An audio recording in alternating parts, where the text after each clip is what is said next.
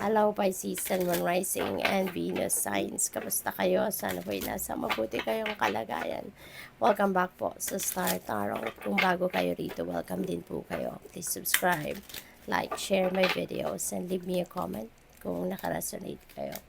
So, small steps and asking for help. Ayan. So, siguro Pisces, meron kayong bagong endeavor or baka meron kayong bagong plano ngayon that you are going to start to roll out, no? So, yun, you are going to take small steps towards that. Hindi kayo nagmamadali, no? You're not in a rush about these things at uunti-untiin mo to, you know? So, parang maingat ka, no? Na maingat ka na carry out ng kung ano man ang plano mong ito, no? So, and tsaka this is also a reminder for you, no, na kung kailangan mo at some point, no, in your journey, kailangan mo ng suporta, kailangan mo ng tulong ng ibang tao, don't hesitate to ask for help kasi we are all entitled, no, to be supported by anyone.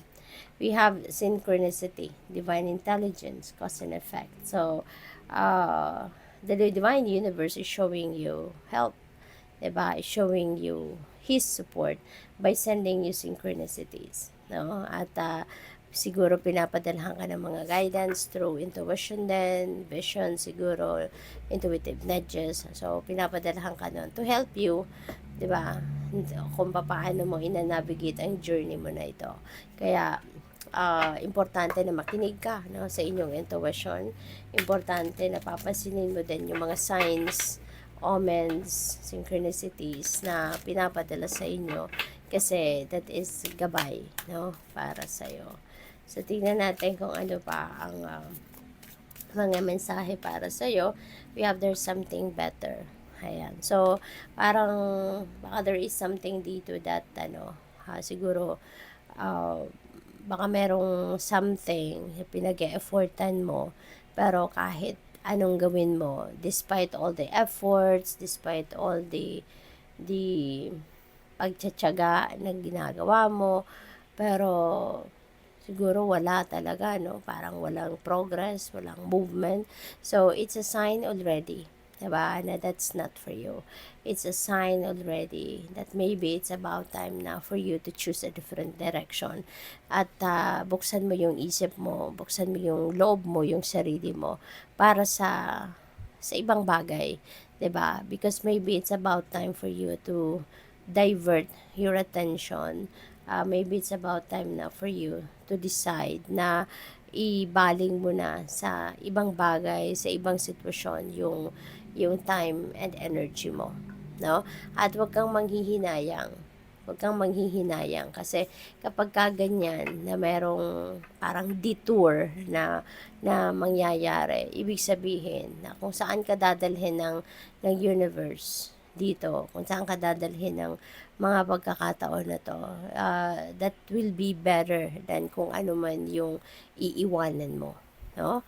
Kaya, anuhan mo na lang, tawag dito, magtiwala ka na lang sa mensaheng ito ng universe sa'yo na there is something better. You don't have to force that thing kung ano man yung sobrang pinag-e-effortan mo na parang as if ito na lang ang pwede mong gawin, 'di ba? Kasi for sure there is something better waiting for you. So what else? We have reconsider. Alright? So it's about time now for you to reconsider something else, 'di ba? Kasi baka there's something out there na baka dati hindi mo pinapansin, baka dati as in hindi mo siya kinoconsider na ano naman, pwede naman, 'di ba? Or or baka dinedma mo, may mga bagay or situation siguro na or opportunity na dinedma mo in the past. So siguro it's still available right now. So maybe it's about time now for you to reconsider them. Okay? So good luck sa'yo. So tingnan natin, we have 5 of cups. Ayan. So may panghihinayang, no? Maybe this is still related to this something na parang lahat binuhos mo na dyan, pero wala pa rin.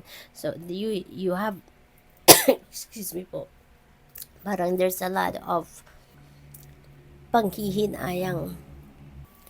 Parang madaming panghihinayang ang maaring nararamdaman ni Pisces dito. No? Kasi nga, maybe you have exerted a lot of effort. Maybe you have spent a lot of your resources, yung ganon. Pero, 'di ba? So something else is yun ang dapat mong pagkaabalahan, 'di ba? But you know what? Always remember na nothing is wasted. No, well, nothing is wasted. Kahit ano man yung kunyara ginastos na natin, no? At the end of the day, you will still get something out of it. Hindi man pera, hindi man eksaktong kagaya ng kung ano yung binuhos mo dyan, ano man yung ginastos mo dyan, even if it's not exactly like that, but there is something, no, valuable pa rin na makukuha ka out of that situation, no, out of that experience. Kaya, let's always remember that nothing is wasted. Okay? Because everything that happens sa buhay natin, there's a purpose. No? There is dahilan kung bakit yan ay nangyayari. You may not realize what's the reason why or kung ano man ang rason kung bakit nangyari ang mga nangyari. Pero one day, no, one day, God will show you why it happened. Okay? So, tingnan natin kung ano pa. We have Two of Wands. Ayan, so this is decision time.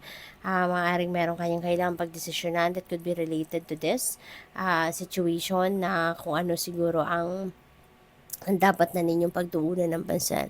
Are you going for it or you're going to stay? And i-insist nyo pa rin kung ano yung gusto nyo. So, pwedeng ganun. Travel also is very imminent dito for some of you. Baka may travel plans ang iba sa inyo. There is change, no? Death energy is a massive change. This is the end of an era. There is something dito that you're going to put an end to it. Yung may sitwasyon dito sa buhay mo or bagay, natutuldukan mo na ang connection mo with this. Kung ano man ito, po pwedeng tao din, po pwedeng relationship yan, no? Po pwedeng trabaho yan, po pwedeng project yan. So, depende sa inyong sitwasyon, but there is something dito na tatapusin mo na. Kasi nakikita mo na it's about time na to let go. It's about time na to change, no? So, what else? We have King of Pentacles. Wow, papunta din kayo dito sa pag-asenso, no? Maaari na yung something better na to is this. Dito kayo papunta.